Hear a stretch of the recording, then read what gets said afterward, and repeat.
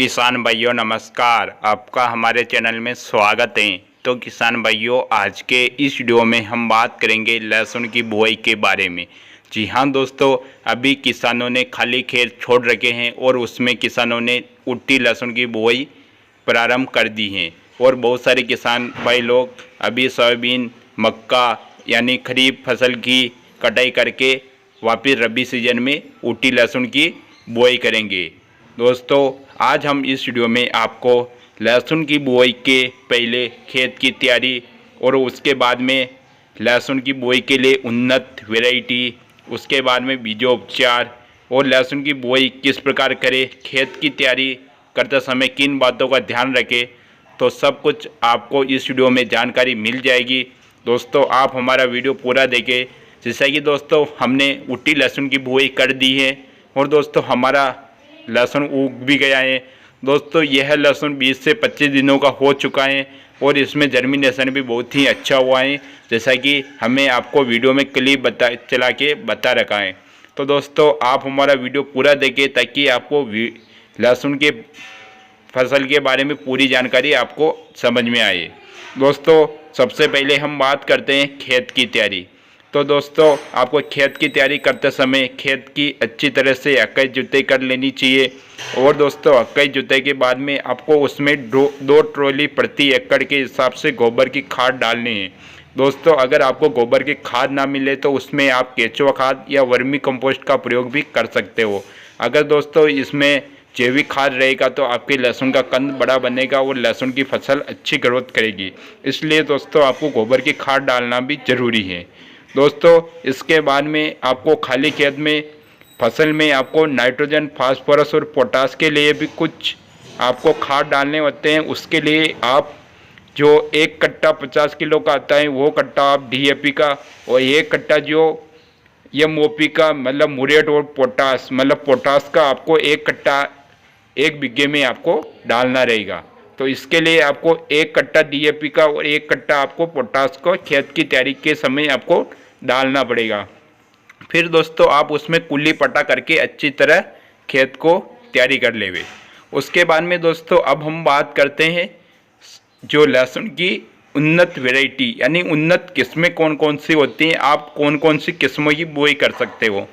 जैसा कि दोस्तों लहसुन की फसल एक बहुत ही अच्छी फसल मानी जाती है, लेकिन दोस्तों अगर एक खेत में आप लगातार लहसुन की बुआई करते हो तो आपको उसमें अच्छी पैदावार नहीं मिलती हैं और लहसुन की फसल में रोग आने की संभावनाएं ज़्यादा रहती हैं। इसलिए दोस्तों जब भी आप लहसुन की बुआई करें तो खेत की अदली बदली ज़रूर कर ले, जिससे कि आपके फसल में रोग भी कम आएगा और फसल की पैदावार भी अच्छी बने रहेगी। जैसा कि दोस्तों अभी हमारे इधर उट्टी लहसुन की बुआई हो रही है और दोस्तों उट्टी लहसुन के अलावा भी आप अपनी फसल में रियावन, अमेटा, विदिशा, G2 इतनी सारी वेराइटियों की आप अपनी खेत में बुआई कर सकते हो।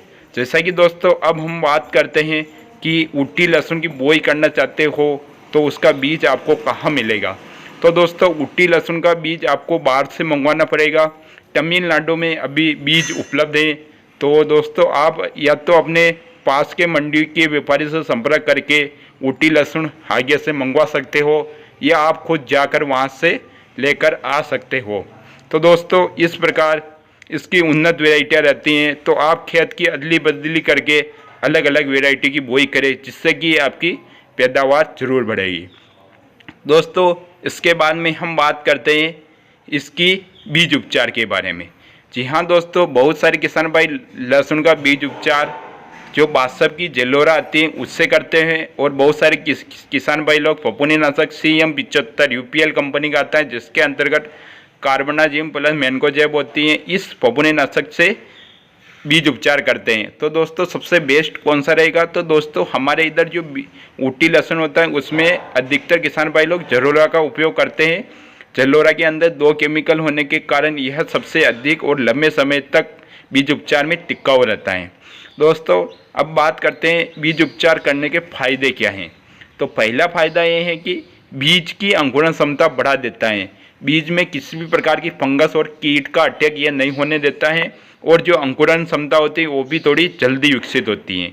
दूसरा होता है कि अगर आपने अपनी फसल में बीज उपचार कर दिया है तो लहसुन की फसल में जड़ में एक रूट रोड की समस्या होती है, जिससे कि जड़ में फंगस हो जाती है, जिससे कि आपके लहसुन में पीलापन आना प्रारंभ हो जाता है। दोस्तों इसके लिए आप पहले से ही अगर लहसुन का बीज उपचार कर देते हो तो आपकी फसल में रूट रोड की समस्या नहीं आएगी, वो लहसुन पीलापन नहीं आएगा। तो इसलिए दोस्तों आपकी फसल में बीज उपचार करना जरूरी होता है। इसके लिए आपको 20 दिनों तक आपकी फसल में किसी भी कीट और फंगस का अटैक देखने को नहीं मिलेगा, जिससे कि पौधे की ग्रोथ अच्छी हो जाएगी। तो आपको अपने लहसुन की फसल ज़्यादा और बढ़िया ग्रोथ करने लग जाएगी। दोस्तों अब हम बात करते हैं लहसुन की बुआई किस प्रकार करें। लहसुन की बुआई किसान भाई लोग 2 विधियों से करते हैं, पहली सीड ड्रिल और दूसरी चौपाई। तो दोस्तों आपको किस विधि से लहसुन की बुआई करना चाहिए? तो दोस्तों सबसे बेस्ट विधि है चौपाई, क्योंकि दोस्तों चौपाई में बीज कम लगता है और पैसों की भी बचत होती है। तो दोस्तों इसलिए आपको चौपाई से करना चाहिए। दोस्तों हम सीड ड्रिल की बात करते हैं, तो अगर सीड ड्रिल से आप लहसुन की बुआई करते हो तो इसमें बीज की मात्रा अधिक लगती है और बीज अधिक गिरता है, बीज अधिक गहराई पर गिर जाता है। बीज में अधिक गहराई पर गिरने के कारण कंद का विकास सही से नहीं हो पाता है। इसलिए दोस्तों अगर आप उल्टी लहसुन की बुआई करते हो तो आपको चौपाई विधि से करनी चाहिए। चौपाई विधि में जो बीज होता है वो भी कम लगता है। बीज जो चौपाई करते हैं उसमें 1 एकड़ में 8 से 10 हज़ार रुपये का खर्चा आता है। वह खर्चा आपको बीज में निकल जाएगा, क्योंकि दोस्तों बीज कम लगेगा तो यह रुपये उसमें से निकल जाएगा। अगर दोस्तों चौपाई करते हैं तो हम एक निश्चित गहराई और एक निश्चित दूरी पर अब हम अपने लहसुन की कली को डाल सकते हैं। और दोस्तों अगर हमने एक निश्चित दूरी और निश्चित गहराई पर हमने लहसुन की कली लगा दी है तो लहसुन का कंद भी एक समान बनेगा। दोस्तों इस तरह आपको लहसुन की चौपाई करनी है और सीड ड्रिल का प्रयोग ना करना है। अगर दोस्तों सीड ड्रिल का उपयोग करते हो तो आप देसी लहसुन में इसका उपयोग करें तो आपको ज़्यादा फायदा होगा। और अगर आप उल्टी लहसुन की बुआई करना चाहते हो तो आप चौपाई विधि से इसकी बुआई करें। और दोस्तों आपको बुआई करने के बाद में उसमें पानी लगा देना है। पानी लगाने के बाद में आपका लहसुन अंकुरन हो जाएगा। दोस्तों किसानों की समस्या होती है कि लहसुन में पहला, दूसरा और तीसरा पानी कब कब लगाए। तो दोस्तों आपको मिट्टी की पता करना होगा कि आपने जो लहसुन की बुआई करी है उसके अंदर कौन सी मिट्टी है। अगर दोस्तों काली मिट्टी है तो काली मिट्टी में पानी की आवश्यकता कम होती है। अगर आपकी फसल लाल मिट्टी में बुआई की गई है तो लाल मिट्टी में फसल में पानी की आवश्यकता अधिक होती है। तो आपको दोस्तों जब आपकी फसल में नमी सूख जाए तो आपको उसमें पानी लगा देना चाहिए। आपको देखना है कि हाथ में आपको अपने खेत की मिट्टी लेकर देखना है कि अगर उसमें नमी मौजूद नहीं रहती है तो आपको उसमें पानी लगा देना चाहिए। अगर हाथ में लड्डू नहीं बनते हैं मिट्टी का तो उसमें आपको पानी लगा देना चाहिए। यही विधि है पानी देखने की कि आपको कब कब पानी लगाना चाहिए। तो दोस्तों यही थी आज की जानकारी। कैसी लगी? अगर अच्छी लगी हो तो वीडियो को लाइक करें, चैनल को सब्सक्राइब करें। हम मिलते हैं नई वीडियो में। धन्यवाद। जय जवान जय किसान।